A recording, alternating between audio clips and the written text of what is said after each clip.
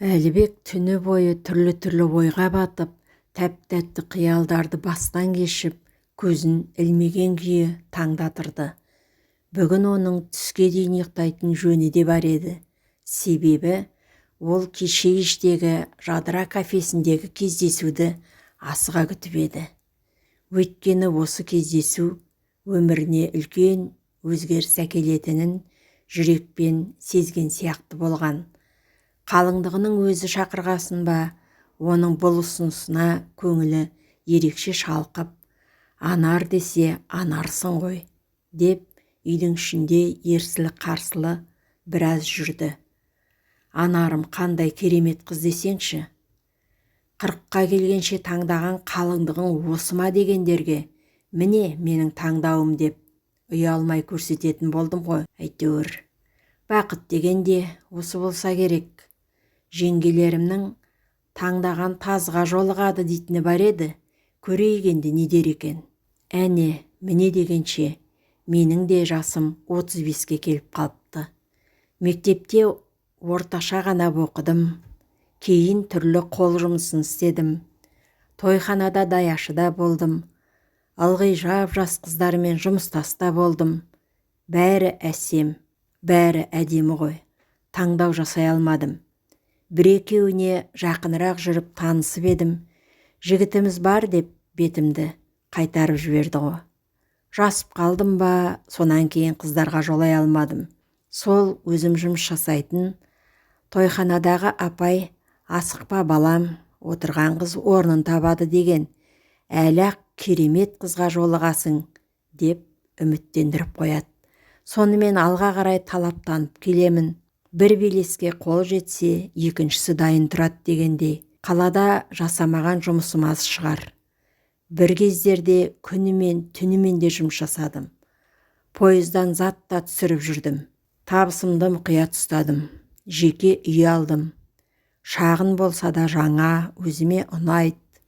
Бұрын үй жағалап, пәтер жалдап, бар ақшаны соған жұмсасам, енді өз үйім деп есіктен еркін кірем. Мақтанышпен кірем. Әлі де ауысқан ақшам депозитте сақтаулы. Осылай түрлі ойларды санадан өткізіп жүргенде кеште болды.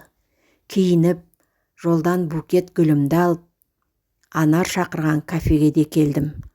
Ол құрбысымен келген екен. Мен жалғызбын. Амандасып, құрбысымен таныстым. Сөйлеп тұрған, ашық бой жеткен екен. Ал анар бір түрлі мұңайып отыр ма, ауырып отыр ма, көңілсіз. Бірден байқадым. Ақырын қолын өзіме қарай тартып, өңің сынық, ауырып отырған жоқсың ба? Дедім. Жоқ. Енді не болды? Тамаққа тапсырыс берме, кетейік, түрің бұзылып кетті ғой. Жоқ, айым, бере бер. Бетіне қайта қараймын. Бұрынғы анар емес, көңілсіз. Көзі біраз жылаған тәрізді. Досы оны мұнына айтып, өзінше көңілімізді аулауға тырысты. Айым телефонын алып, тысқа шығып кеткен соң анар, айыммен танысып отырсың ғой, біз доспыз. Ол да осы Алматы өңірінен. Жеке кәсіпкер. Біраз жылдан бері апасы екеуі саудамен айналысып жүрген. Маған да көмектеседі. Мен де бірлесіп, жұмыстан соң осы тірлікпен айналысамын. Жақсы сауда айналымында да қосылғанбыз. Біз товар алатын фирма аяқ астынан жоқ боп кетіпті.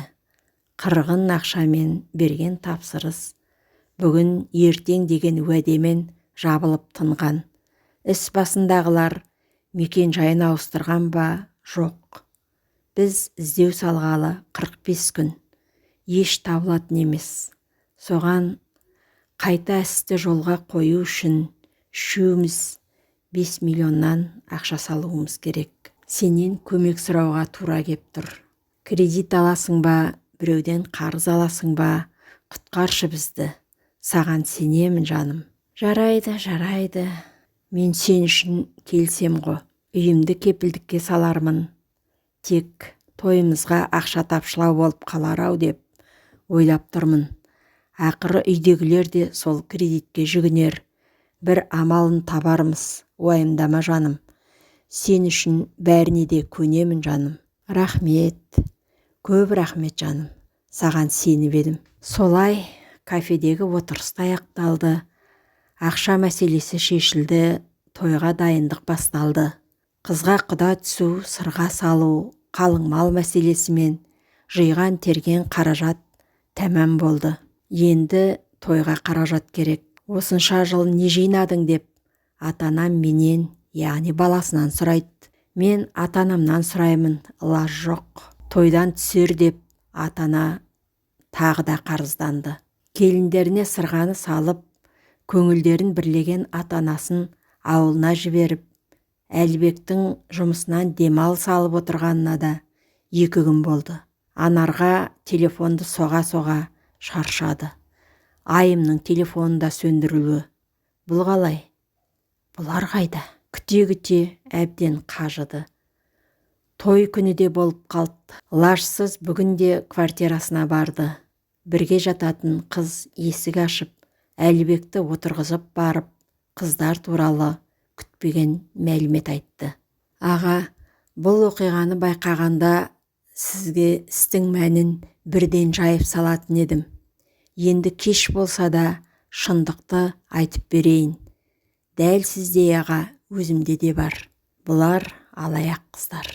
Жігіттерді сүйдім күйдім деп алдап, керектерін пайдасына жаратып, аларын алып болған соң, басқа ауданға орын ауыстырып жүре береді. Барған жерлерін той шығынына батырып, әрі кетсе бір апта келін боп жүріп, ақша тапқасын сылтауратып, барды алып қалаға кетеді де оралмайды, ізін суытады.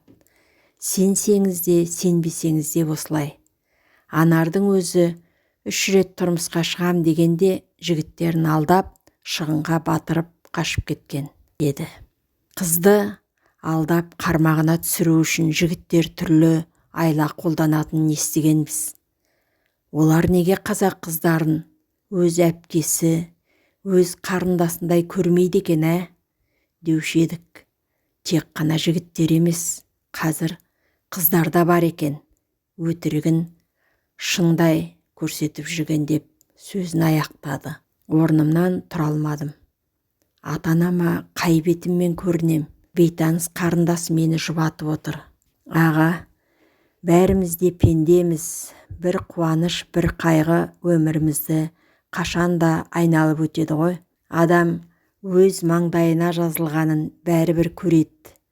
Алайда өмірім осы екен деп, бәрінен безіп, теріс жолмен жеңіл тұрмысқа ұрынбай ұстамдылық танытқанда жөн болар. Әр нәрсенің бір қайыры болары хақ. Сізді көп шығынға батырғанымен, бір жағынан сорыңыз болса, бір жағынан бағыңызға қарай құтылып та қалдыңыз. Өмір жайлы сұрамағын сұрама, шалыс бассаң қайғырып та жылама. Сынақ үшін жіберілген пендеміз, адам деген түзеледі, сынала дегендей. Адамдығыңыз биік болсын аға. Естімеген елде көп деген осы екен ау.